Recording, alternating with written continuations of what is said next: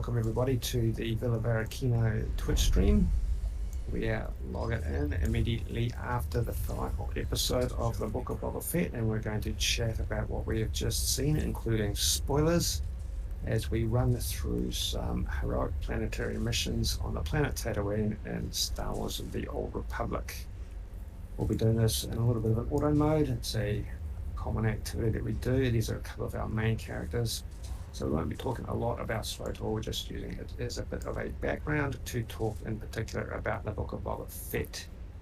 But if you're not familiar with the game Star Wars: The Old Republic, you will be able to get a little bit of a feel for the game and some of the familiar locations, such as Tatooine in particular. And we may even head out to the Dune Sea and see if we can find a Sarlacc down the line. Currently in Anchorhead, which is a Republic-occupied territory at this point in the galactic timeline. And we'll just give it a couple of seconds for additional viewers to jump into stream, and we'll get the ball rolling. Don't forget, you're welcome to just listen in the background. Enjoy the conversation. If you got particular viewpoints or bits and pieces from the Book of Boba Fett that you want to chat or bring up in discussion, throw it up into the Twitch chat. We'll read it out and see how that carries the discussion along. So we went into this episode of Book of Boba Fett with a lot of loose ends. Not really knowing where it was going to go, to be honest, in terms of all the loose ends. Grogu and his decision about Mandalorian versus Jedi paths. On the whole, I think it was it's pretty clear that it was a straightforward episode. Fairly predictable and pretty much what we expected, but with a couple of highlights that really made it worthwhile. All right. Let's get the ball rolling. Usually takes us about an hour to run through planetary quests like this, planetary heroics. So that's about how long the stream will probably be running for. Where would you like to start at? Let's go do Pirate Bullies. Alrighty. Alright, James in chat gives it a 9 out of 10 rating. I think it was a pretty solid ending to the story that we've seen so far. I know that there's a lot of hype associated with this, a lot of expectation about what could have gone down, big boots to fill in terms of everything that's happened in The Mandalorian. But let's not forget where season 1 of The Mandalorian actually finished. It was almost in some ways a cliffhanger with a few big reveals, but I think leaving room for a lot more story is possibly a good thing in some ways. What's your overall impressions?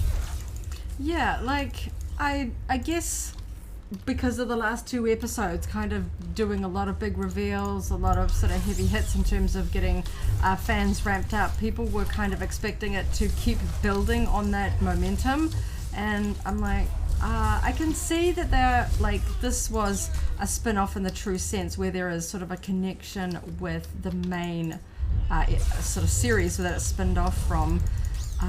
But they had a lot to wrap up, and I don't think that they really could have introduced much more to the setup that we already have. We knew that the Rancor was going to make an appearance. I think it was good to just go back to the main story, and I guess in some ways, they teased us a lot with what's going on with Luke and Ahsoka and so forth. They teased us an awful lot there, but I think it was probably the right move just to move back and wrap up this without necessarily bringing things in, leaving all that for the seasons that come down the line. The series. Like I say, some clear highlights. On our podcast and on previous streams, we've talked about the Rancor's expected appearance. And you know what? I actually think that it worked kind of well. It just as being a full reveal. That we didn't have did I get that room? We didn't have a training montage along the way. it was so expected that it kind of just worked, that we knew that that's where it was heading off. Played the role quite well. It played a dual role in some ways in terms of giving them extra weaponry, but then getting loose in its own right. Yeah, like I wanted to see the Rancor earlier than that, but I guess. You mean in a season? Yeah, like a montage series, of him training would probably not really have worked quite well. But now that it panned out the way it did, I'm happy with that. To be honest. Yeah, I think it was a fun reveal. That there was so much about the Rancor that I loved, and I was getting worried every time it got hurt. I was like, no, I don't want it to be sort of like save the day and now dead, you know, like, I was like, no. That's the thing. Where are you heading next? Okay, let's do down the hole. Well, that's the thing. All the way along, there was a lot of jeopardy, and that's what kept people on the edge of the seat and kept people guessing, because in each instance, each of the separate contingents of the Boba Fett's forces was in significant jeopardy. Yeah. Oh man, Really I was worried about holding like out a lot of fight for Chrysanthemum. No, And I was like, nah, they're not going to do him like that. Like, you know. I thought he was going to sacrifice himself to take out those Scorpion droids. Yeah. I'm glad he didn't. Because they talked that, like, was it the title has honor in the name of honor or something like that? I'm like, no, that kind of sounds like somebody's going to die for honor, you know? Yeah. I'm like, I don't know about this one.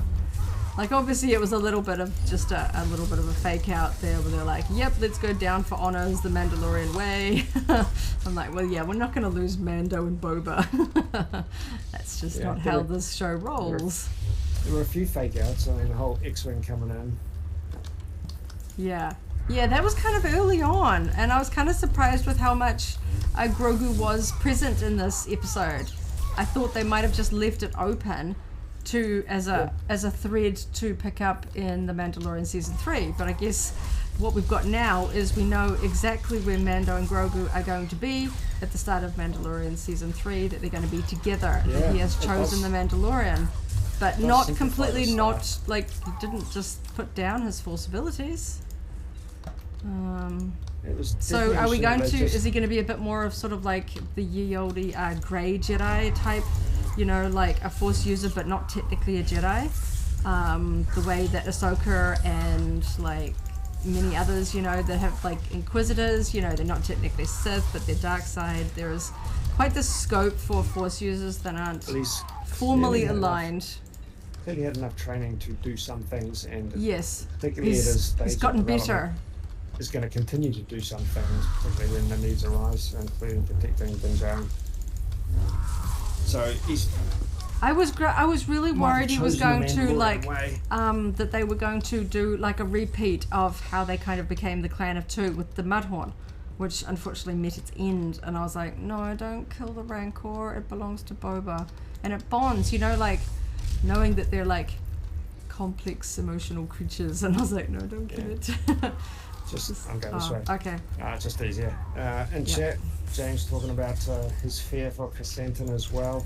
I mean, first, you know, that scene closed with him just being piled on by more Trandoshans than you expect him to handle.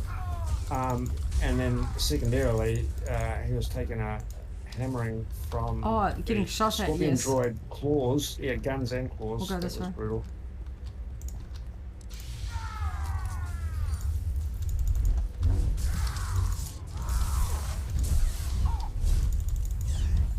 Yeah, because I'm like, it would be the sort of the greatest dishonor for a Wookiee to get killed by a sort of a mortal enemy like Trandoshans. Like they sort of see them as, you know, maybe somewhat worthy opponents, but like not honorable. You know, there's obviously a lot of bad blood between the two species.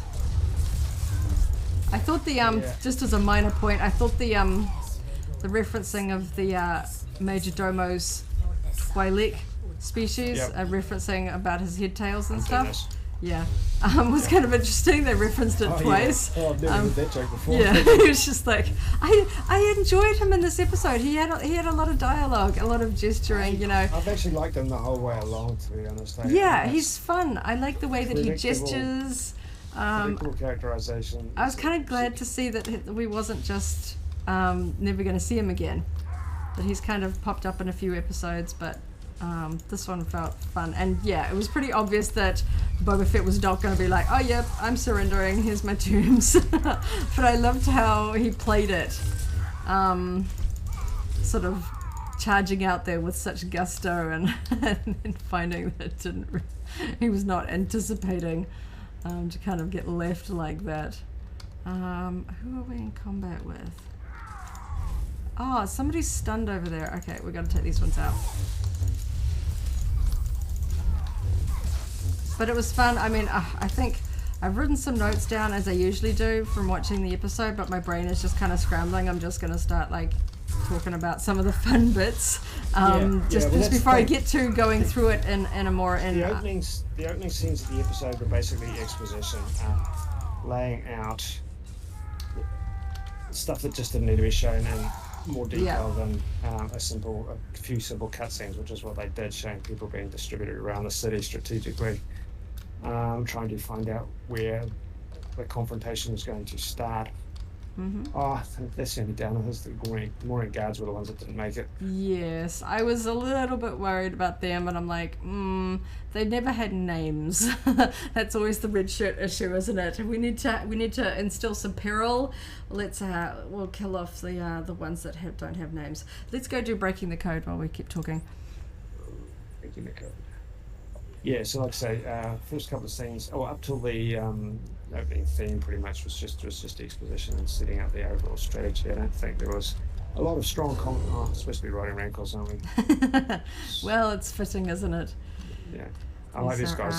Dathomir rancors. Yeah, classic brown. I do like the grey though. There is a grey rancor in this game, but I have it on one of my lower tunes. But on the whole, I like beast mounts in this game that match the original trilogy appearance. That's my personal preference.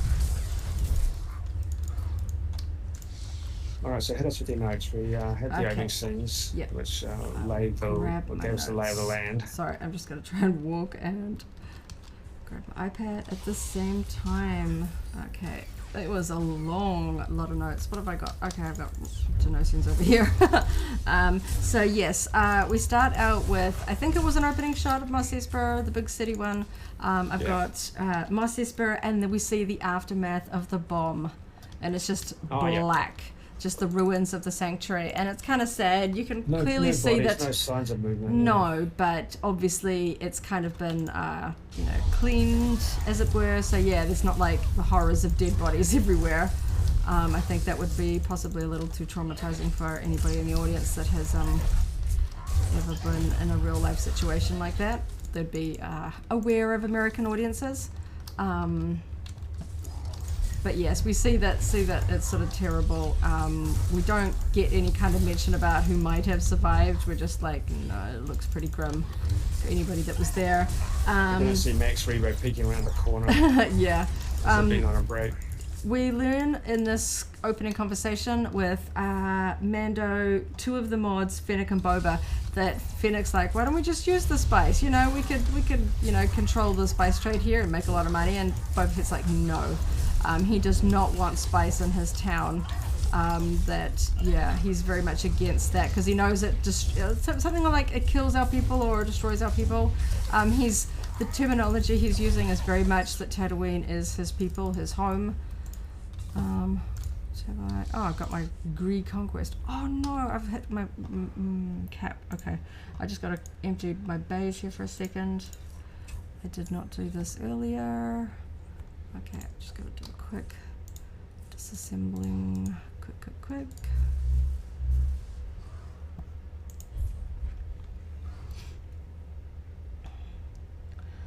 There was a few interesting, really key points that made it clear where, how settled Boba Fett is with his time on Tatooine. He spent time on Tatooine in the historic past, so it's not completely new. He knows what he's in for in terms of general lifestyle and things that you need to face on Tatooine compared to other parts of the galaxy. So it's clearly like, yes, the New Republic seems to have a presence in the area, but it clearly doesn't get too much in the way of the gang activity there, because there are multiple gangs there. Just thinking of gangs, I kind of liked, like, jumping around wildly here. The scene at the end where Fennec is taking them all out felt so Anakin and the Separatists. We're just like annihilating them. You know, the traitorous gang leaders. Everybody turned against them and everybody got their comeuppance. Yeah. Yeah. I thought that was an interesting move in terms of overall story. Just looking at chat here, James saying, were any of us expecting the Tuskens to show up, the ones that made good point. Particularly because of the conversations around the Pikes killing them rather than the Speederbike gang killing them. Yeah, yes. But then again, that would have been a lot to cram into this episode, you know. Yeah, because it's almost entirely in town, and I don't think, like, the Tuskens, that any surviving Tuskens would know the identities of who attacked them. You know, they would have seen, oh, that's not Niktos, that's Pikes. So they wouldn't go near the town, especially if their numbers are decimated. Having a Tusken wandering into town in this episode would have been a little odd, perhaps. Tiny part of my fan brain wanted to see it happen, but I just couldn't see how it was going to fit in. Hey, just in chat again, David's just joined us. Hey, David. Good day again, chat. So yeah, it would have been interesting. You know, all along, the fact that I mean, we don't know if Boba Fett has any sort of relationship with other Sand people, other Tusken Raider clans. Or if it's solely, you know, because he was there for what amounted to years in the end. Yeah. So I almost thought we might see at some point in the overall season, or particularly in the latter half of the season, the last 3 episodes, you know, them coming into play. But yeah, maybe season 2 of Book of Boba Fett, we're going to see Tusken Raiders again. Yeah. Jumping around again. Would have been nice to see a closing scene that says Boba Fett will return or something like that. Yeah. My only conclusion, my only approach to logical deduction is that Cobb Vanth only shown up in the back of the tank after the credits. You can tell us where to go or travel if this was Joe was concerned. Yep. Implies that he's got more involvement in the story, and it's more likely to be on Tatooine than it is going to be wherever Din Djarin's going. So I think that is my take on that, is that means we will see season 2 of Book of Boba Fett, and it will involve Cobb Vanth. Yeah, they might not have confirmed it because they're just a little unsure. You know, if Hollywood has sort of proven to us, if something is popular enough and makes enough money, they will figure out a way to write the sequel to just about anything. I mean, we're seeing all sorts of legacy series sort of being resurrected, you know, because they're like, oh, nostalgia, people want more of the same. You know, we've got Matrix and all that sort of stuff coming back up. So I wouldn't be surprised if they're just like a little unsure, and we'll see a confirmation later down the line. Certainly we saw that sort of with like the Visions merchandise and stuff like that. They seem to hold off. David says, I was wondering if the X-Wing was going to come over and blast those destroyer droids. Yeah, like I wasn't sure, because I wasn't sure if like Grogu / R2-D2 was going to come flying in with the X-Wing at some point. Obviously Peli came over. She wasn't going to just like let him or R2 fly over there by themselves. She was going to take him directly there. But yeah, I guess that was maybe supposed to be that R2 just flies back to Luke, because Luke's kind of on a planet without anything else. It did imply urgency, whatever that means, you know, just a non-specific urgency that the story required. Yeah. So which is kind of poor Luke, like he's setting up a Jedi temple for one. I'm like, oh, he lost his only pupil. That's gonna hurt a little bit. But I guess people were sort of figuring that was gonna be the way that it was gonna go. Like the big conundrum with Ahsoka and Clone Wars, it's like, how does she, like, either Anakin has his Padawan slaughtered somehow in the Clone Wars, or like she escapes, but then it's not going to be like there's Jedi running out. They're like, how are they going to work this? They can't just kill her off. And then it's like, okay, she left the Jedi, so she didn't graduate, become a Jedi, and that's how it figured. So I guess Grogu making the decision he did, showing up here with his, and seemingly with no lightsaber. I was like, are they going to show that maybe Luke just decided to give it to him anyway, so that he can sort of protect himself? Clearly he's not trained with a lightsaber, but you know, probably has some sort of level of sentimentality, even if Jedi aren't supposed to be sentimental. It obviously probably means a great deal to Luke, and I guess he might need it to train a youngling Padawan in the future. Lightsabers don't seem the easiest to come by, and later on this thing. So on a whim. Doesn't know what Grogu's future holds, where the Mando might take him. So yeah, he's not going to get a lightsaber. Just lightsaber up lightly. And especially, I think, like, who knows if that's where the writers always had the storyline for Grogu going. Oh, yep, okay, he's force sensitive, but we've got to figure out a way for him to not be a Jedi. And so they're going to write this little interlude segment. So it's like, okay, we figured that out.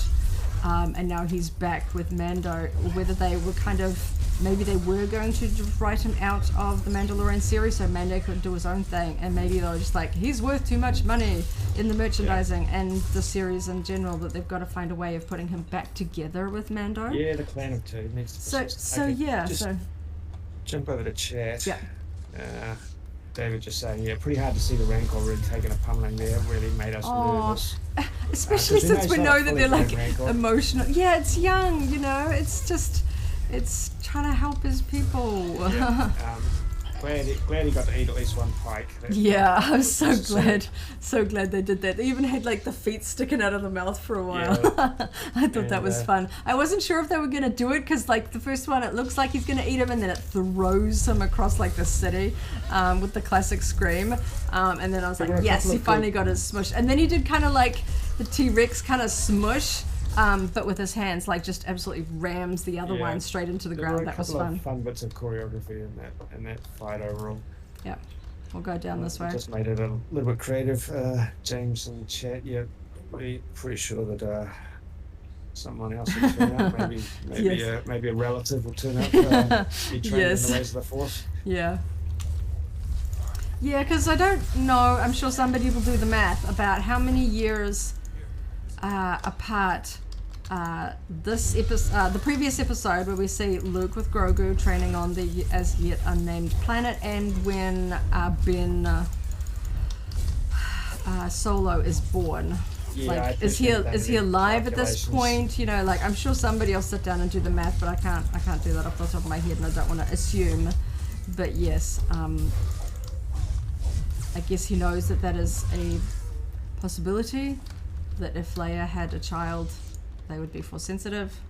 The pike that got grabbed from behind the pillar was cool. Yes, I really did enjoy seeing the Rancor. Like, you know, I love the OG Rancor in Return of the Jedi, but hearing... Let's not forget the overall inspiration from a Rancor rampaging through Mos Eisley. We didn't play it a lot, but we did see it at an Armageddon convention, the Microsoft Kinect game. There was a story arc in that with the Rancor. Yeah, I mean, it's just fun, isn't it? Like, it had sort of slightly King Kong vibes, especially when it climbed up, and I was like, no, don't you dare, don't you kill it. I thought it was... We need to kill more people, actually. The overall physicality of the Rancor was interesting, because we've only largely in live action seen them trapped in a small confined space. Yes. So seeing how it did, ape around basically, very good. Yeah, it was kind of fun seeing just the sheer sort of wings, not wingspan, arm span, because I know that they were making a deal about that, about the Hasbro one. It was like, look at how wide this thing is when you stretch its arms out, and it was kind of like fun, because I always felt like a lot of, because the Rancor was kind of, as you say, in an enclosed space in Return of the Jedi, that the figure always kind of felt a little bit more folded in. You didn't really get the way it kind of folded in on its knuckles and stuff. It didn't feel that big. if Hasbro had launched the Rancor after everyone got hyped about a Rancor yes. fight, Rancor Rampage, it would have been a Yeah. whole different story. Yeah. Or done this version. You know, grey. Yeah, I mean, they could have done this version, but I would have actually, I just reckon that just the Rancor vibes, the Rancor hype would have been in a whole different place if they'd gone for that now. Yes, And it James would have been says... much more, Sorry, keep going. don't want to get too distracted, but it would have been much more tempted by a Rancor if the price point was just a little more Yes, yeah. reasonable. Because, yeah, and even before tonight's hype, I'm a Rancor fan. Yeah. Let's get some people before clicking the cage. No, just one. Yeah, we've got one to go, so we've got to kill some people. James says, speaking of Luke's Jedi Temple, would love to see Kyle Katarn make it to live action. Yes. I know he's not involved with like the Death Star plans and things like that, and with his story, but I feel like he's one of those high up ones.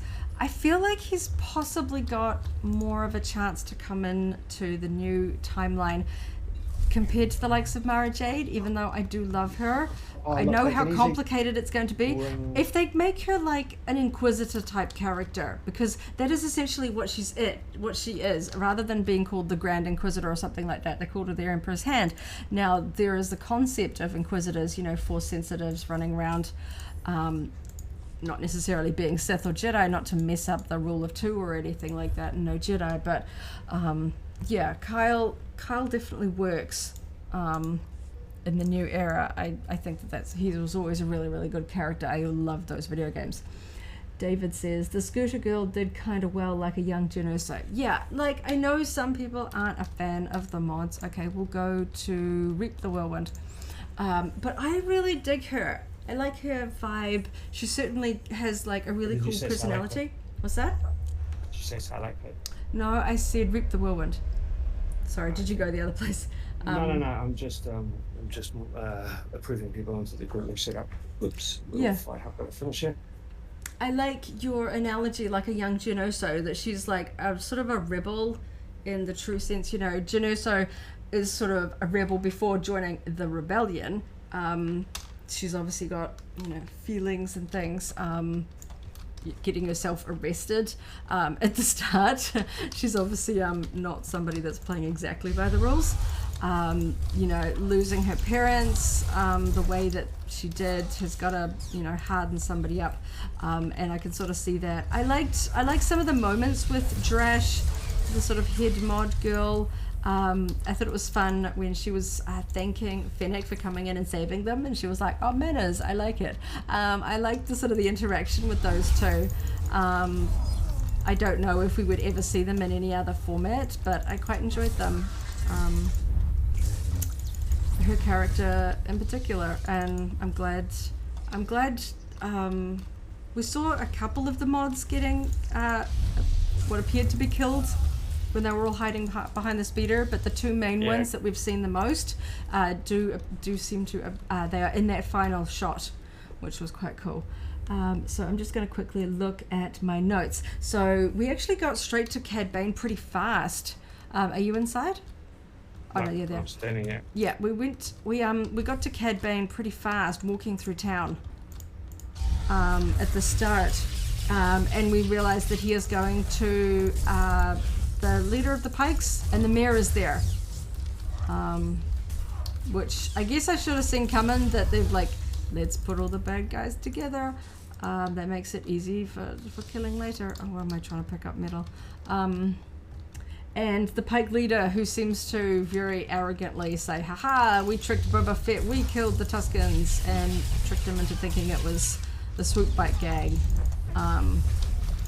And they admitted that it worked well for them because it put Boba Fett's anger somewhere else, and eliminated the Swoop gang because they didn't want to be paying protection twice. They were like, they were charging us protection and we don't want to be charged, so let's just kill them, and then we don't, by way of Boba Fett, and they got rid of that problem. And you can see that Cad Bane is like, yes, good info. I'm going to use this. Because he certainly likes to make digs at people. Cad Bane's character is quite threatening at times, and he will use whatever he can to sort of unsettle people. Particularly Boba Fett. The history goes back far. And we get references of that later on in the episode as well. Yeah. I think that's a significant comment in relation to what happens later with Boba Fett. Yeah. In this conversation, the mayor is like, no, you weren't supposed to bomb that place. Like a few tactical strikes is fine, but not all out war and destroying Mos Espa. He's like, I don't want Mos Espa destroyed. And they're like, oh, okay. You can tell that the Pikes don't actually really care. That they're sort of doing, and then we get the title in the name of honor, which is kind of, I can't remember if it's a direct quote, but certainly the sentiment of Mando. I wasn't able to write down all the text, but then a little way along, when it seems like they're cornered and no way out, Mando and Boba have that conversation talking about honor and I'm not going to leave you, blah blah blah. This is the way type thing. Yeah, that was before the fake out with the Major Domo, and I thought that was quite cool because clearly it was just buying time strategy, and they came in with their jetpacks. I loved how much we got jetpack use in this one. We had all sorts of bits and pieces. We had the knee rockets, we had whistling birds and all that kind of stuff. We had the dark saber. Boba used his back rocket thingy. I love how just all out, we had Black Chrysanthemum just full on using his hand, fully just trying to, use his brute strength to pierce the shield of the droids, and those Scorpion droids were very cool, I think. I thought that was a good strategy in terms of story. Because like it really uber droidicas. Episode 1, they really present a fairly insurmountable. Because we know that even in Phantom Menace, when we see droidicas sort of encroaching on Obi-Wan and Qui-Gon, they run. They kind of like deflect a few bolts and then they're like, oh, okay, let's just get out of here. And then they just like force speed down the hallway. So we know that even to a Jedi, they are a sort of a formidable thing. So when they were that big, it was like, whoa. But yeah, straight after the title, we go, boom, X-Wing. And you're like, I can't see who's piloting this. That's for a reason. And then, of course, we see Peli Motto with her droids. And then, we find out that it's Grogu flying, or just being a passenger in the cockpit seat, as it probably is a more accurate description. Of course, R2, we know R2 can fly ships by himself, just being in the astromech. I keep forgetting these guys outside the door. We know that he is capable of doing that. And R2, because obviously Peli Motto can understand droid, so she finally finds out that his name is Grogu, and she says she doesn't like it. And then she discovers that he's wearing the shiny shirt underneath. So everyone's like, yes, okay. Because I was wondering if they were going to give him like a new outfit or something like that. Well, but it was kind of fun. Come into play. I was wondering if he was going to need it for defense. Like he was going to get hit, and Mando was like, no. And then it's like, but he's wearing Beskar, so he's all good. But yeah, I think the audience would have just been like jumping off their chairs if they had done it as a reveal like that. Kids watching the show would be like, no, Grogu. It might have been a little bit too brutal to see on screen. But I think that's kind of cute. It works in with the Clan of 2. It works for the upcoming Mando Season 3. He's got his own little piece of Beskar that's going to protect him, because I think it's going to take a while before he can fit a helmet on his little frame.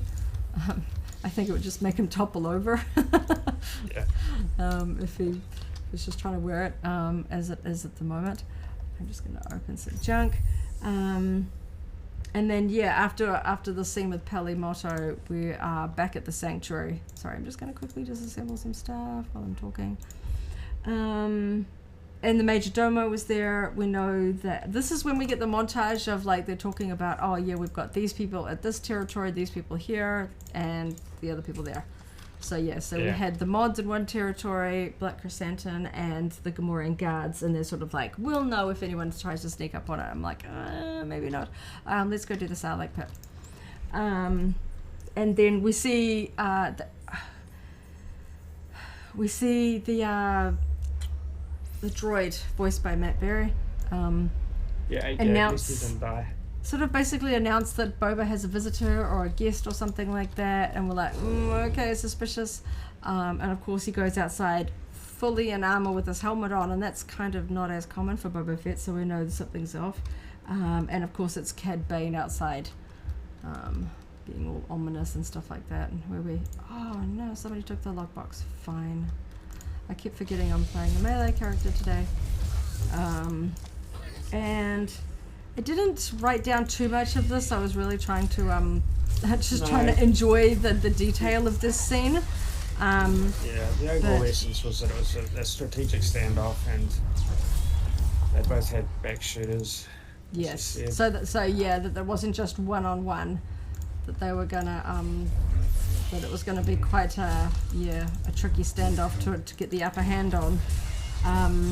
And this is the moment where you can tell Cad Bane takes some glee in telling Boba Fett that the Pikes were the ones that killed his Tuskens. Yeah. And then we get a tiny bit of flashback. That glee relates to his, his approach to psych, in particular Boba Fett in this instance, out. Make your foe angry and they won't think quite as straight, but it didn't. It almost had the desired impact on Boba Fett if Fennec Shand wasn't there, didn't it? Yeah. Sorry, just looking at some of the chat things. James mentioning the hanging of the that was kind of interesting. I have to say it is a classic death move for Disney, though. It's a way we see a couple of notable Disney characters sort of die by either hanging or falling. Specifically in the Tarzan, where the sort of the villain of the movie is shown hanging sort of in a silhouette, where he gets caught on vines and stuff like that. I feel like it's a somewhat different kind of, like, I think that scene in particular really showed off Fennec's assassin abilities. She uses some sort of stealth shots hanging and sneaking up and basically shivving someone in the back. So you got sort of quite a variety of moves. She was kind of like moving like a ninja, sort of, you didn't really see her. She's just like, all these people were just dying in front of your eyes. So I thought that was kind of interesting. I didn't expect an Ithorian to die like that. I thought that was an interesting move. But in some ways, I think perhaps he needed a bit of like he was the one that sort of really sold out his town. He completely did. He was rotten to the core, so I think... and then was kind of like, oh no, don't bomb my town, but what do you expect when you're dealing with the Pikes? David says, oh my Cad Bane, dang, still processing, he was evil scum, I liked it, he was a weasel in the cartoons. Because they made a reference, Boba Fett was something like, I'm not a young boy anymore and you're an old man. And I know people sort of pointed out that, he looks paler because he is older. This is quite some years after we see him in the Clone Wars. The Clone Wars is even prior to Episode 3. There is still plenty of opportunity for Cad Bane to show up in other formats, even live action. Kenobi is set when Cad Bane is well and truly alive. If it's set between, he well outlives Ben Kenobi. We know that Cad Bane and Obi-Wan do not like each other. We got the whole Waco Hardeen thing. He would probably have learnt, I can't remember if he knows specifically it was Obi-Wan, but we got quite a few episodes where he's hating on Waco Hardeen, just about killing him. And for this confrontation between Boba Fett and Cad Bane, it was pretty much inevitable that... Well, it was to me. It sort of felt like was it Rebels, where we finally get Darth Maul and Obi-Wan. Yeah. Darth Maul is a cool character, and we didn't necessarily delight in seeing him finally meet his end yet again. But I felt like it was kind of like, I felt like it was fitting for Obi-Wan to get that, and I felt like it was fitting for Boba Fett, because if they decide not to go further, we'll just do the last one. If they decide not to go further with this season, then I feel like they were like, okay, we need to have a live action, standoff between these two. So I don't mind. I know it's always sad when we do see, good characters, but there wasn't. It's sort of like, well, he's a bounty hunter. How else? He's not going to die of old age. These sort of people don't retire. So I thought it was a reasonable way to go. And it certainly wasn't like he was just like, brutally outmanned or something like that. He did actually get Boba Fett when they kind of did their quick draw. He did actually sort of win that quick draw. He hit Boba Fett in the shoulder, and Boba Fett didn't seem to hit him. He so fully disarmed Boba Fett. Yeah. Well, of his primary weapon, not of all his weapons, but yes. Yeah. And so, yeah, I agree. No Grogu getting shot. Yeah, I think they're aware that there is, a certain amount of children that want to watch this show. Grogu would certainly appeal to children. The mass, just huge appeal. So I know there's always that tough balance of Star Wars and, showing people getting their arms cut off, but oh no, the kids are watching. So I think it worked. I think it sort of works, keeping him a little bit out of harm's way, putting him in peril, but not something that's too sort of sinister, I think. James says they were horrifically inaccurate for what is effectively a giant gun platform with a brain designed to aim and shoot. I feel like something about the droid decals kind of made me think about the the episode 1 droids and stuff like that. And we see throughout the Clone Wars and things like that a lot of the battle droids were comical in a lot of the Clone Wars episodes, because they were just bred as sort of fodder. They didn't, they used sort of higher ups like the assassin droids and tactical droids to actually do the thinking. So you sort of like a bit to sort of dumb shooter droids that they don't put intelligence in droids unless they want them to be specifically smart and semi-autonomous, because it doesn't look like they sort of really know how to do dumb droids. Astromets can think, have completely AI abilities. We see the Ratcatcher little droid, being cowering and stuff like that they still have a concept of not wanting to die. I think the B1 battle droids are about as dumb as we see droids in the Star Wars universe be, unless they are just guns on legs, as these ones are. We don't really see droid decals being particularly sentient, so I feel like that was what it was vibing me. Pretty simplistic in terms of finding the appropriate target and taking it out. And I guess part of what was going on there was that they were supposed to be fairly overpowered, and it was going to be up to strategy to kind of. They didn't need to do anything other than apply brute force. Yeah.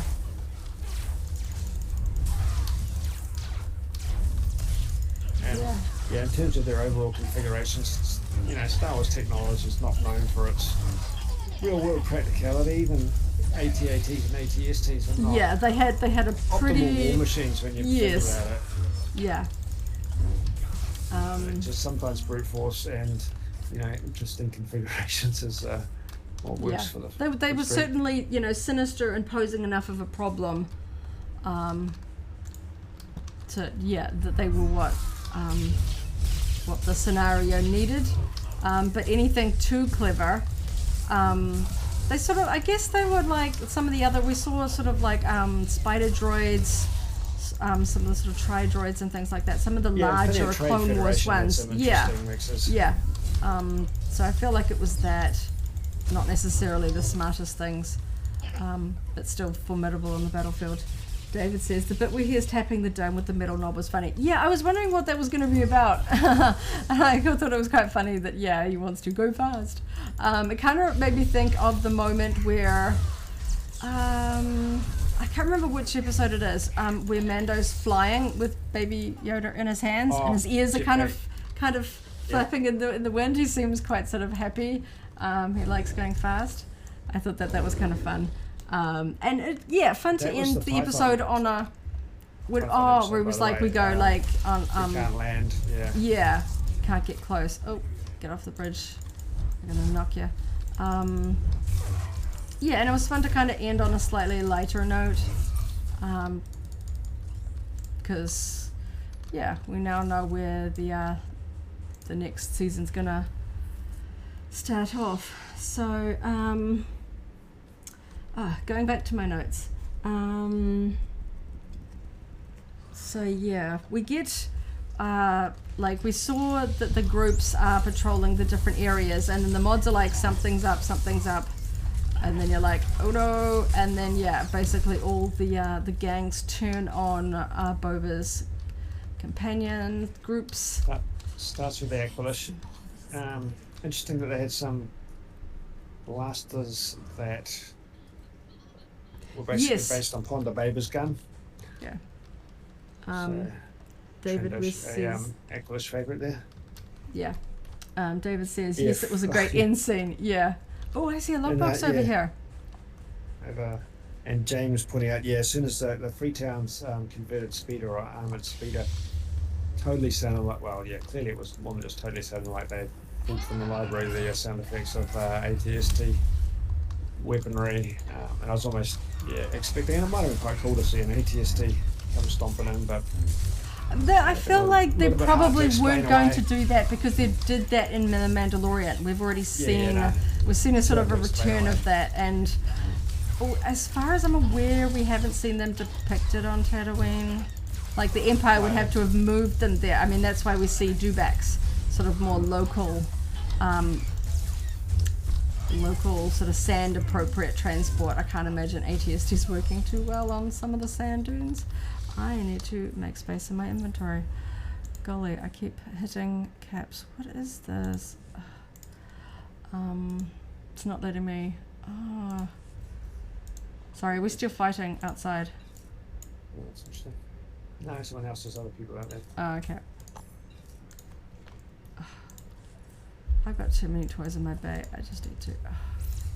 Oh my gosh. Okay, I just accidentally put these things on.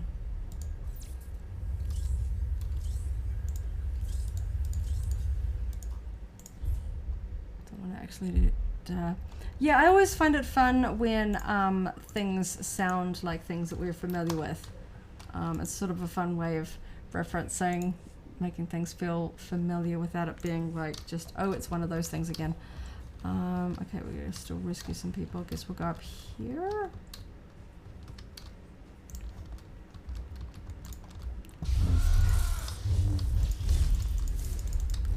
But yeah, seeing the Gamorreans pushed off the cliff was oof, because that cliff down to the sort of city is big. We don't actually see them hit. One minor point that showed up in that scene was it gave us a different perspective on the city that showed how much additional construction, buildings, etc. were actually in the background. So we've got the inner crater. There we go. Yeah, you've got the inner crater of process, but we've also got the surrounding constructs that kind of align with what we saw in Phantom Menace a bit more. Yeah.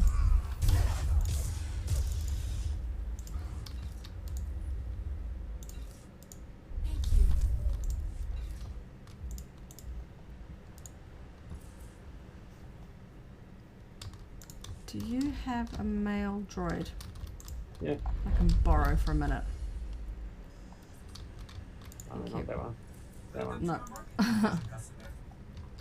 Switch them off. Should be in the way. Thank you. I need to mail some stuff because I've got too much in my base. So what other key points do we really need to hit on in terms of discussion there?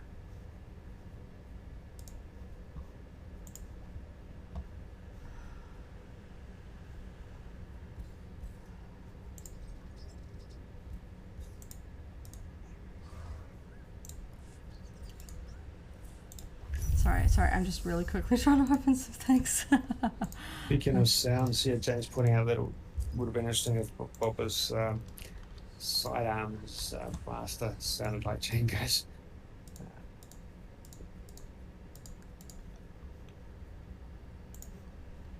Okay, cleared that. Okay. Should we pick another planet?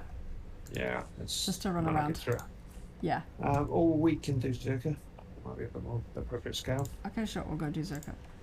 Okay, so where am I up to on my notes? So yeah, then we've got the mods getting pinned down, and Fennec goes off to Mos Eisley. She helps the mods, and this is where the Pikes walk up to the sanctuary, and then we get that conversation. Mando and Boba know the gang's turning on them was a smart move. They sort of acknowledged that was, you know, that gang's gonna do gang things. Gang's gonna gang. Yeah. Yeah. And then Mando is sticking around. We'll both die in the name of honor. This is the way type conversation is what I wrote. Major Domo says he was educated on Coruscant. He specialized in negotiating, and he's like, you know, I don't want to die alongside these nut jobs. I'm going to talk my way out of this the way that he usually does.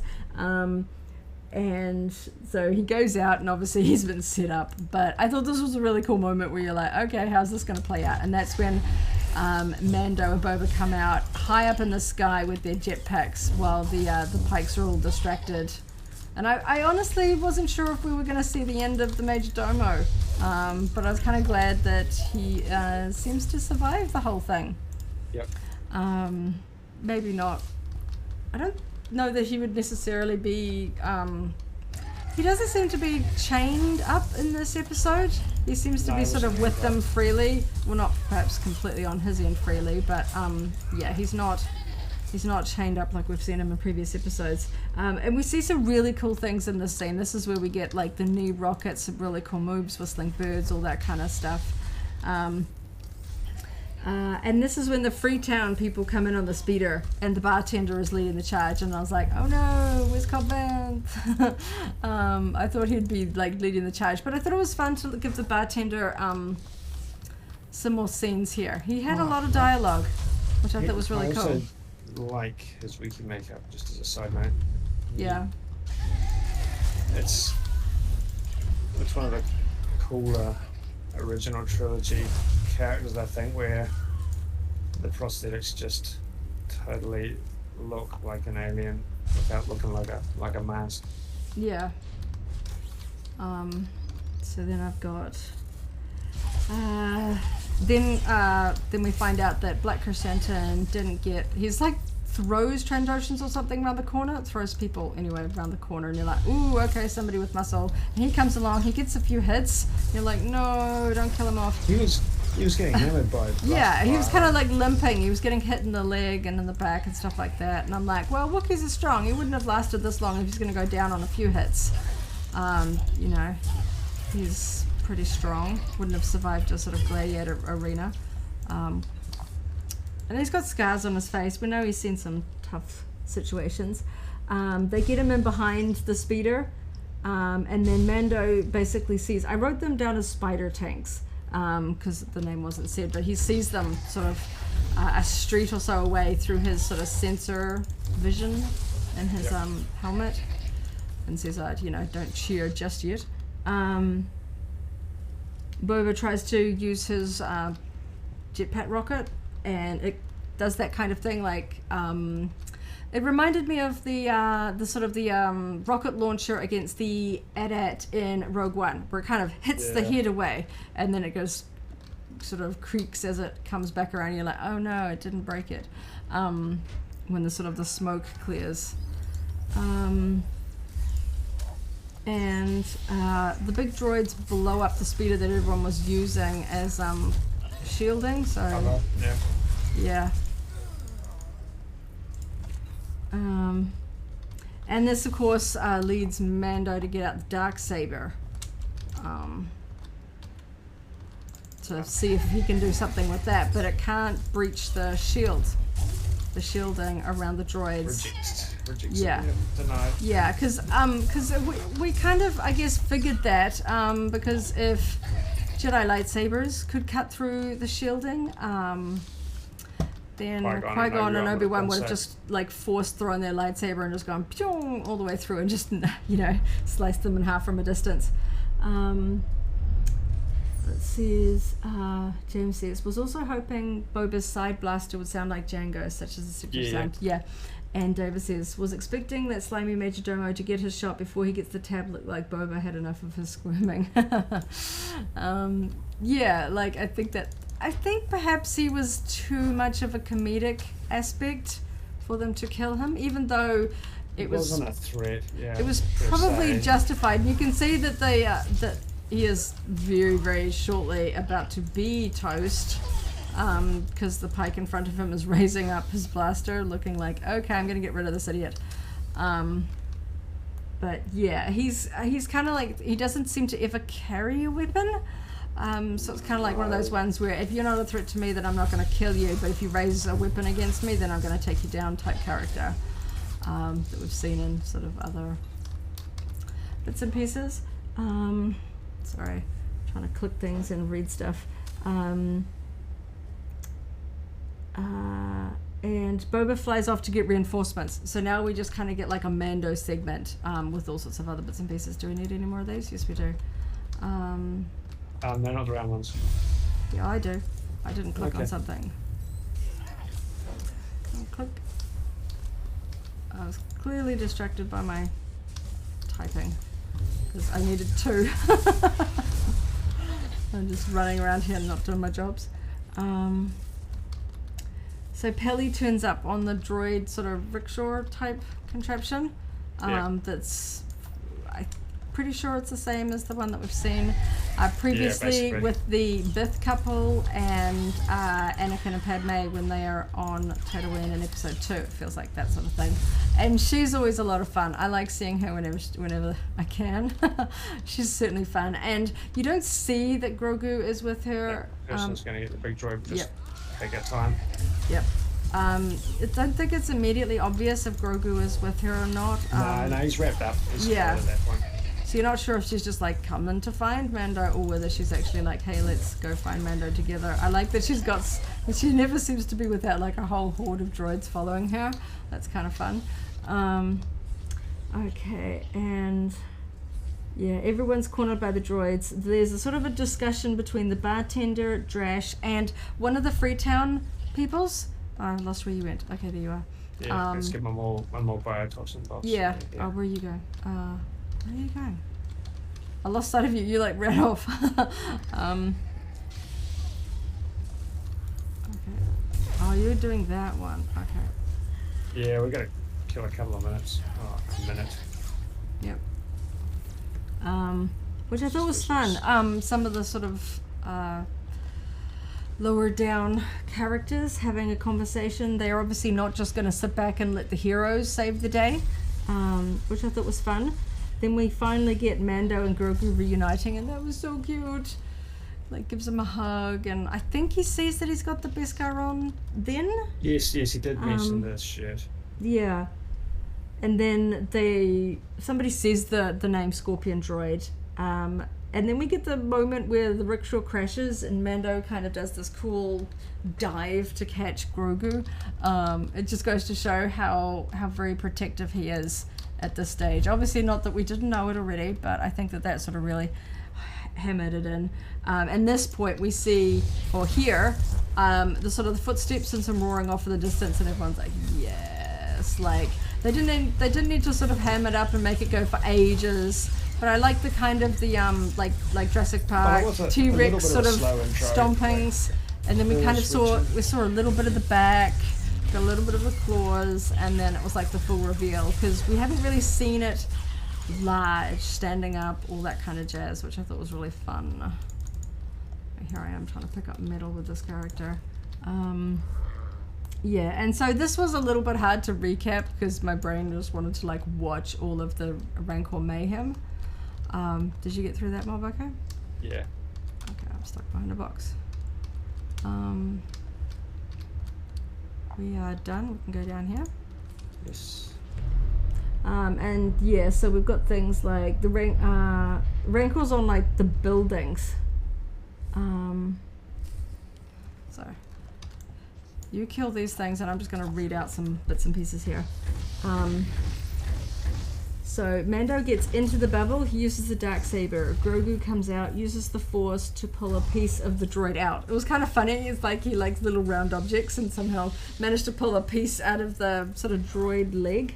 I think that was when it looks like Mando's going to get stabbed with the legs of it. I think that was in that scene. It's definitely That's when what made him be protective. it's definitely when he thinks Mando's going to get hurt that his force powers really come out and grabbed it. They disable it, and then the Rancor finishes it, ripping the droid apart. And then we go back. It's kind of like, classic Star Wars battles where the action jumps around a little bit from different groups fighting on different fronts. Then we've got Drash is on the roof with rifles, kind of trying to make sort of a last stand attempt with the other peoples of Freetown and the other mods. And then the Rancor comes crashing through, smashes the other droid, gets back up. We have a big fight, bits and pieces. I thought the Rancor versus droid fights were as good as we could expect. I thought there's some quite funky moves in there. Yeah, well, this certainly comes up after we've seen some of the recent sort of Godzilla movies where it's like big beast versus big beast, and sometimes it can just be like, okay, it's just like, backwards and forwards until, the obvious person is going to win. I thought that they were kind of fun. It wasn't too one-sided. I did really like, I don't know how they would give it to us, but I want a toy figure, whatever, of Boba Fett on a Rancor. Even if it's just 4-inch, I need to do that. There's plenty of statue developers and manufacturers these days that are doing, Iron Studios or Code might actually do something on one of their scales, 1/10 scale or something. Yeah. So then we get... the Rancor manages to get its claw through sort of what looks like the eye of the droid, the sort of red sort of front lens eye, and then eventually rips it apart. And then we get Grogu and Mando together, and he's shooting at the pikes. I'm gonna get these things. There we go. And this is where we get the Rancor eating the pikes. We're eating pikes. We've got eats pike, throws one, smashes one, and then we're going to get our one-on-one. Do you want to do anything else? We'll bust through a couple of Coruscant ones real quick. Yeah, let's keep it tight. Yep. Coruscant's fast. Because we've got to get to... Then Cad Bane shows up, uses his flamethrower on the Rancor, which at this point is kind of... The big muscle has done what it needed to do, which was take down the droid, so we don't need the Rancor too much at this point. I wasn't expecting it to just start roaming around that way. Well, it's been shot at. It's not having a good day. Yeah, I know. It was just a little bit of an interesting development, a little bit of an interesting twist to make it a threat from that point rather than... Because, and Boba Fett didn't turn up to placate it immediately, wasn't on scene to do that, so they had to come up with some other approach to that. Enemies of the Republic. And then, of course, that leaves Boba and Cad Bane together. And I don't know that I particularly noticed the fact that when he was riding the Rancor, he had his gaffi stick on his back. I don't know if they kind of kept that a little bit hidden, but I definitely noticed it when he was off a little bit masked. The Rancor. Because he didn't have it in earlier scenes. Yeah, I think I was just distracted by the giant Rancor and just not particularly observant there. And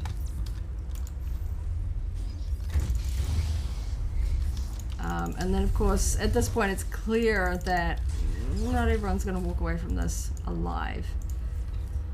Their speed isn't anywhere. They're not going to run away. This sort of grudge match is... Yeah, the grudge match is...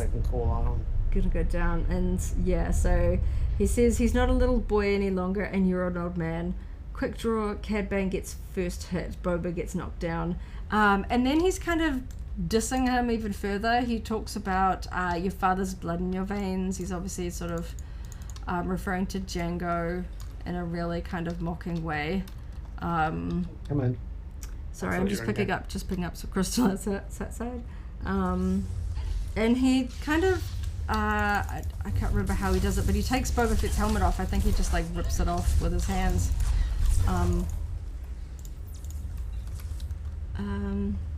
And just when you think, like, you see the no, we don't need to do those ones, we'll go this way. Yeah, just when we think that, like, the blaster's practically in Boba Fett's face, like, we're like, oh no, how are they going to break this up? He sort of reaches behind and gets his gaffy stick out, and of course, we've seen him use the gaffy stick against the Niktos and stormtroopers in the Mandalorian, so we know he knows how to wield it well. And yeah, just fully gets Cad Bane in the chest, which, I don't know, I feel I'm like kind of satisfied by that, because he was pretty sinister in the Bad Batch. And I know it's fun in Star Wars to sort of root for the villains, you know, there are a lot of fans of Vader and Kylo and stormtroopers and stuff like that out. So let's go to Republic's Most Wanted. But at the same time, you know, Star Wars is ultimately the heroes, the light side winning. Debatable whether you can call Boba Fett light side. They certainly have a big grunge, because I think he calls him something like a cold-blooded killer. They're basically, you know, mad at each other, trying to sort of like, you know, Cad Bane was going on about him working for the Empire, and, you know, they're just like, that you're sort of evil people. Not sort of holding back on their distaste for one another. And yeah, so after we get that sort of shot going, yeah, Cad Bane pretty looks dead. He's just sort of lying there, his hat's been sort of knocked off on the ground. And then we go back to the Rancor that's like, oh no, he's running amok. Which I kind of like, because they sort of like, they bond with their owners, but they're super aggressive sort of animals. Yes. Otherwise, yeah. So I get that it works. Like, once Boba's not with them, it's like, okay, I'm gonna, you know, have some mayhem. Yeah, need to handle it. Yeah. Yeah, and I was like, the people were like shooting at it. I'm like, no, that's Boba Fett's. Don't kill it. And so then Din Djarin actually calls them off. Yeah, I appreciated that. That he wasn't like, okay, this thing's a menace, let's just take it down and be done with it. And then, of course, Din Djarin's Beskar saves him from getting launched a little bit. Because I thought it might have been a little bit too easy if he could just walk up and go, hey there, big fella, and just like calm it. Yeah. And it was like, no. Yeah. Obviously his Beskar helmet saved him from being launched. And then Grogu comes in and uses his force ability in a really unique way, and kind of calms it down, and it falls asleep. And then, of course, as he does, Grogu falls asleep next to it, which was so cute, because obviously using the force to a great extent tires him out. So I thought that was a really cute moment. Like, he's getting stronger in the force, but we still see him kind of resting, like we did after he was learning to do a lot of jumps with Luke. He did seem more confident as he was beginning to move. So I think he's, plus growing familiarity with his skills and capabilities. Yeah. I know, there's a part of me that kind of wants to see more Grogu backstory, but like in his flashbacks, but who knows what season 2. If we had any doubts about whether we would be seeing Baby Yoda in season 3 of the Mando, yeah, we're going to see him. And he's got a cute little ship. It's got a little pod just for Grogu and his little sort of space bubble, which I thought was fun. Sidecar, basically. Yeah. So next, what we've got, I love the way that Grogu patted the Rancor on the nose. That was just such a small thing, but it was just really nice that he whether he was reaching out in the Force and sort of understood it, or thinks it's cute or something like that, you know. I thought that was a cute moment, just because I like Star Wars animals. Oh, my inventory's full again. I gotta get rid of some of these toys in this game. Okay. Then I thought it was interesting that we got sort of like a passing shot with all the stormtrooper helmets on the spikes again. Yeah. Just that kind of in passing. I think that was just to establish that the transition to Mos Eisley as much as anything. Yeah. That he's back in his hometown. We see people as he's walking through, people are sort of bowing, nodding to him, and you can see some of them sort of moving blocks of busted buildings and stuff like that. We'll go do Trouble Indeed. And then we see the Pikes are leaving. It's back to the sort of building. This is where we get the annihilation scene. The Pikes are leaving and the gang leaders are like, hey, we risk ourselves to sort of back you up. What about us? We don't want you leaving. And then, of course, they don't really need to fight about that any longer because Fennec just comes and murders them all. So that was kind of fitting because, yeah, she disappears on her speeder and you're like, where was Fennec? She could be helping out. Yeah, she was out of the scene for a little while there. I guess it's sort of like she wanted to make sure that they couldn't just squirrel away. You know, they wanted a full, proper retribution. If they slaughter all the Pikes, then the Pikes will just go, you know what, let's just leave Tatooine alone. That if they got away, that they might sort of regroup and come back in greater numbers, as Ben Kenobi would say. They have resources. Yeah, so I thought that was fun and satisfactory for the audience as well, just seeing them. Yeah, these guys lied to Boba Fett. They said that they were going to stand by, but no, they killed his Gamorreans and tried to kill his Wookiee friend. So yeah, we see like these bolts just coming out of nowhere, just slaughtering the gang leaders, and then which, you know, it seems fitting, and then the mayor gets hanged, and then of course the knife in the back for the sort of head Pike. And then we get another citywide shot with a big ship landing. To be honest, I was almost like expecting like Luke to come like out of a thing and go, "Oi, my droid and my pupils stole my ship and I'd like it back, please." But I guess it just makes a lot more sense that R2's just like, you know, I'm just gonna fly back home to Luke. You know, it's all good. That, you know, Grogu doesn't need an X-wing. I think that scene was probably just establishing a return to normality in some ways. That people are coming and going and sort of getting back into normal. David in chat just pointing out that his daughter's a Rancor fan as well. Wrinkle, yeah. It's kind of one of those sort of big creatures that's just it's just such an iconic design. So yeah, it was an interesting sort of final scene, a little bit to unpack here, even though it doesn't necessarily seem like it at first.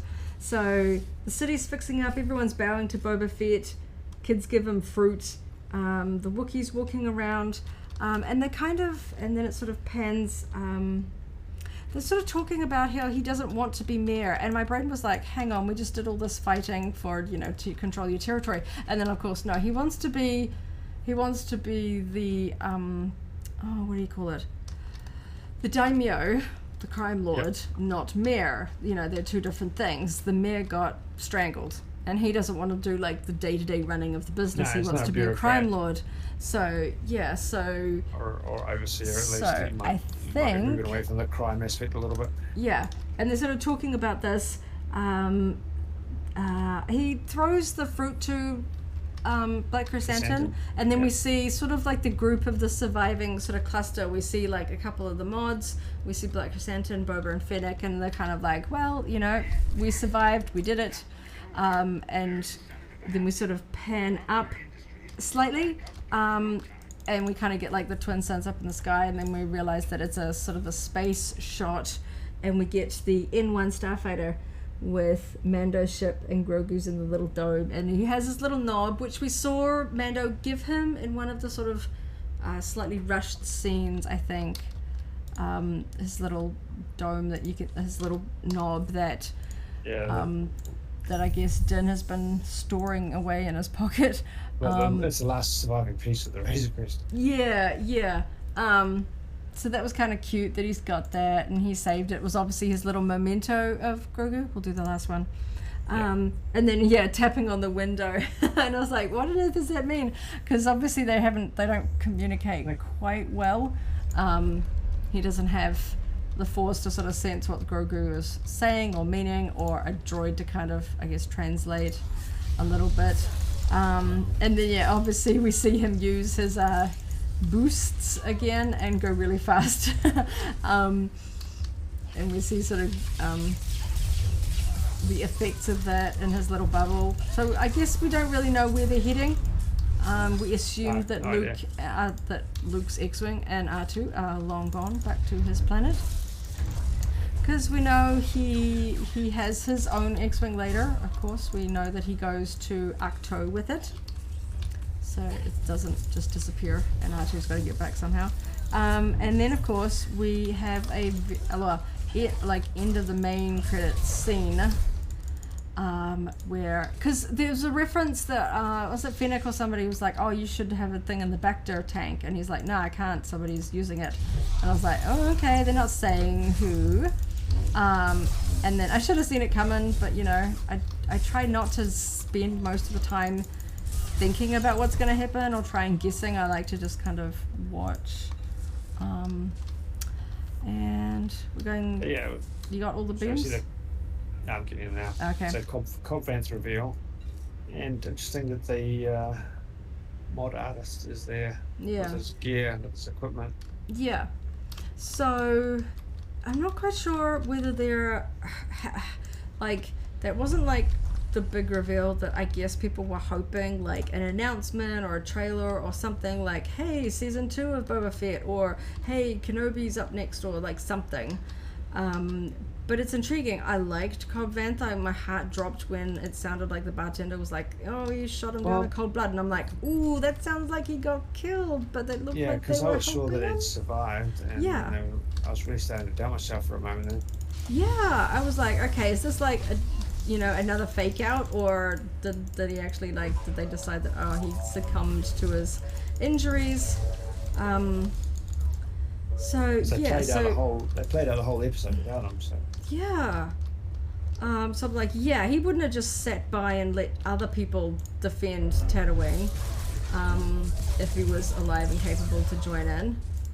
So I like that he was there, but being an end credit scene, it feels like, is he going to be like Mayor of Mos Espa? Is it gonna there's gonna be more for him? Otherwise, they wouldn't make a big deal about it being an end credit scene.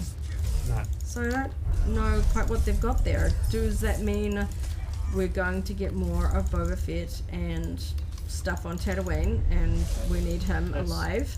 Or is some of the episodes of Mandalorian Season 3 going to be on Tatooine? We see him leave, though. But he's obviously got a relationship to Boba Fett.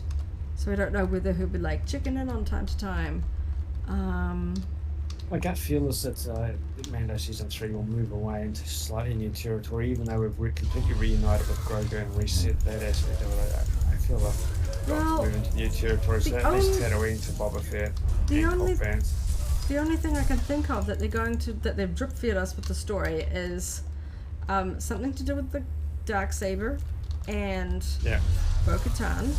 That's not resolved. And redemption. Yeah, with Mandalore. He's going to have to earn his redemption somehow, because he still ain't taken his helmet off. That's not his, he knows that there are other Mandalorians that don't believe that is the way, but that was what he was, brought up to believe. I don't see him just letting that go.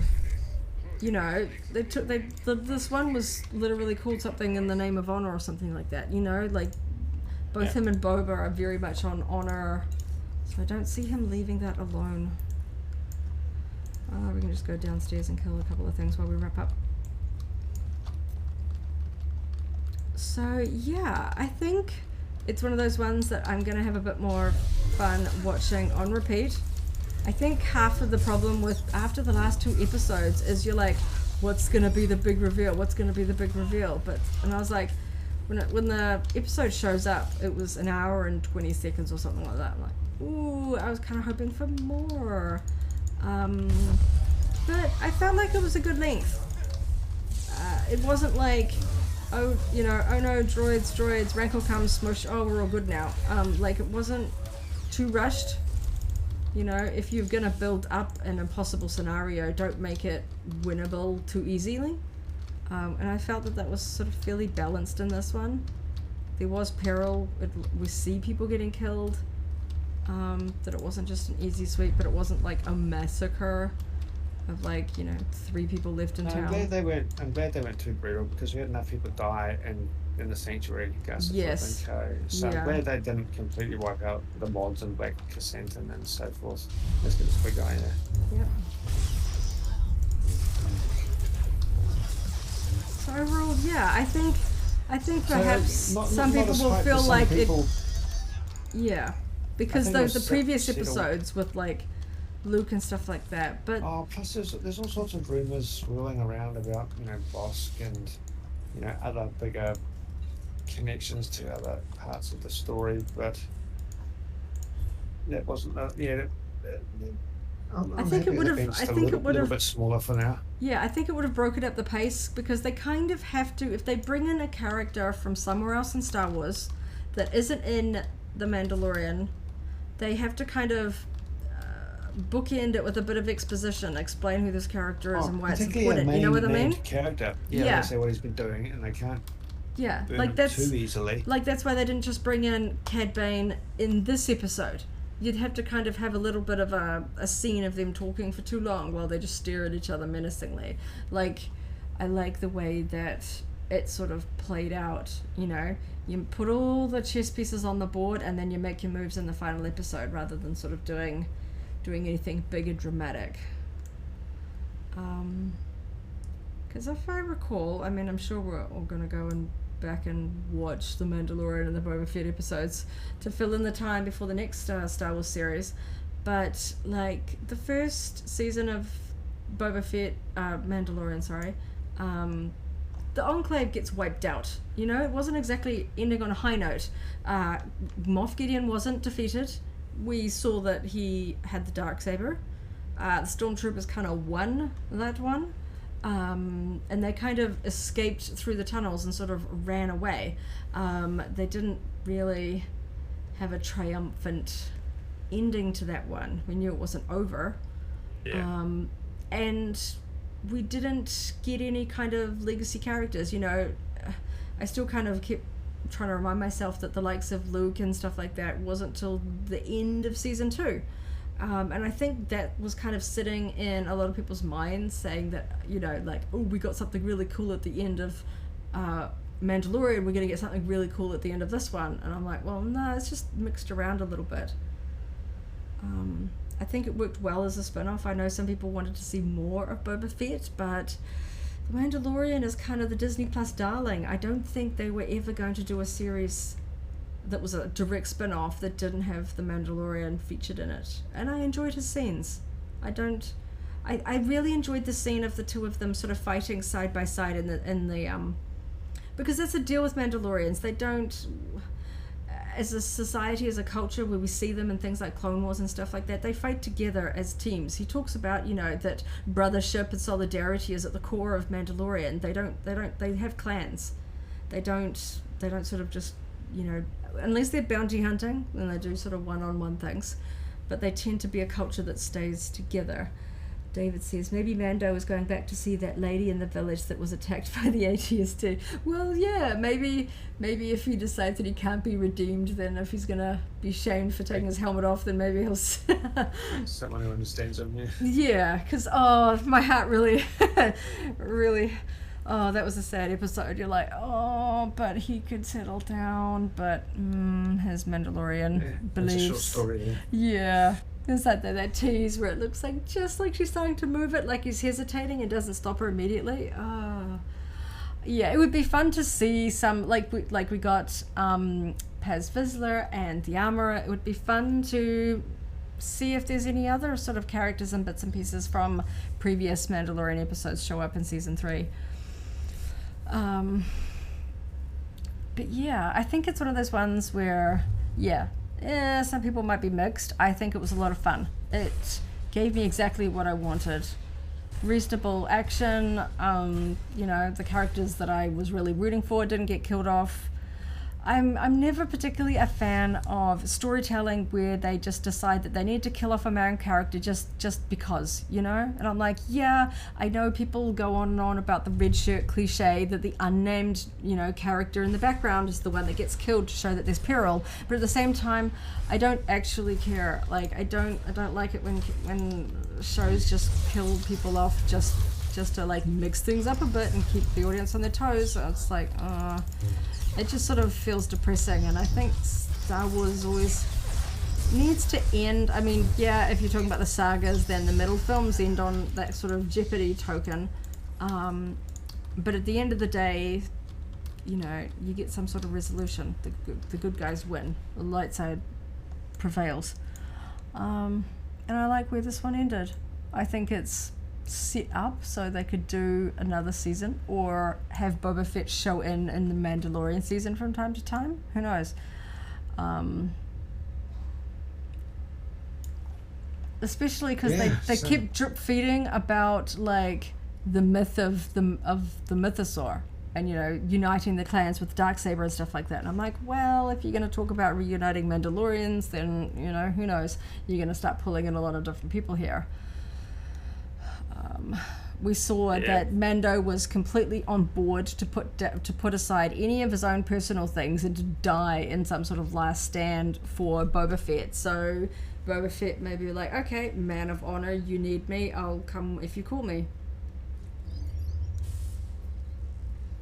David says, overall it was a 10 for me. I loved it. Well, I'm glad to hear. I know that in the world of clickbait, I see a lot of articles that are like, oh no, fans are upset they didn't like this thing. And I'm like, well, no, they're trying to pull the tiniest little threads out of the air to create drama because people want to click on the links and, oh no, see what the issue is. But I'm the sort of person that I just enjoy it. Star Wars is fun. Star Wars is joy. And I get a thrill. There wasn't anything I disliked about that episode. I thought it was fun. It was a ride. It was an hour long. That's like half a movie, just on one night. And yes, Rancors. Always give me more Rancors. I love just how much we saw in this. I was worried that because they've been keeping the Rancor a little bit under wraps that we wouldn't get to see like big monster mash action. But that was really fun, you know, just absolutely wreaking havoc. And the overall CG for the Rancor was pretty cool as well. Yeah. You know, right down to the close-ups of the mouth when I was moving, and it's a very good detail. And it moved really nicely. Yeah. So, yeah. David says, yes, it is, Joy. Yeah. We're very much about spreading positivity about Star Wars, you know.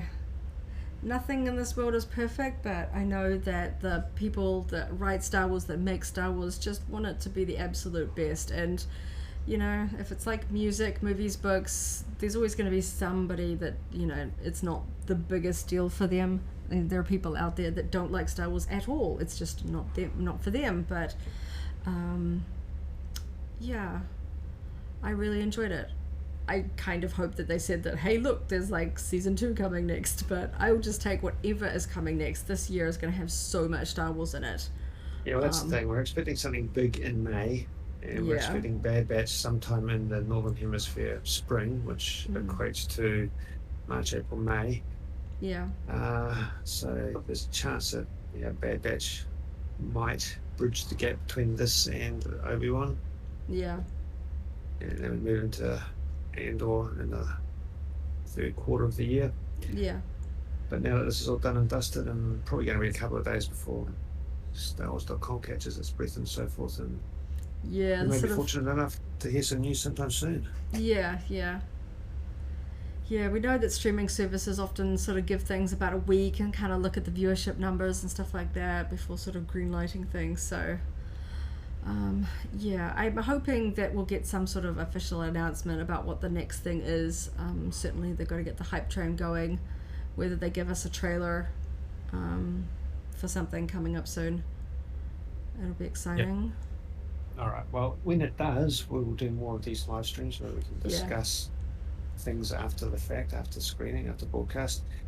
But in the meantime, we'll have another bit of a breakdown of this episode, probably in a slightly more structured manner in the next SWNZ. podcast, which will be out next Tuesday. I'll have a little bit of time to research a couple of little bits and pieces that we saw, see if there are any hidden. Oh, they've got a lot smaller on our ankles. Yeah. So, and watch it a few more times. Yeah, well, coming up on midnight here in local time, but probably going to have to sit down and watch it just one more time. Yeah. Forward an evening. Yeah, it was just too much fun. Yeah. So on that note, I'll clear this room again. Yep. We might call it an evening. Yep. Thanks to everybody that signed in. Thanks to everybody that contributed to the chat, and thanks to everybody that was just listening in the background. We appreciate everybody that takes their time to just share a bit of Star Wars fun and passion with us. Yeah. Subscribe to this channel if you want notifications about when we're next going to stream. But on the whole, it will be in association with Star Wars content being broadcast on Disney Plus. From time to time, we may just jump in and play some Star Wars: The Old Republic, and may end up having just a random chat about whatever Star Wars things are on our mind. Yeah. Along the way, particularly if there's a gap before the next Star Wars content on Disney Plus. Yeah. Yeah. Alrighty, we'll sign off now. Thanks everybody once again, and we're glad that those of you that enjoyed it. Yep. Have a great evening, and see you next time. May the Force be with you.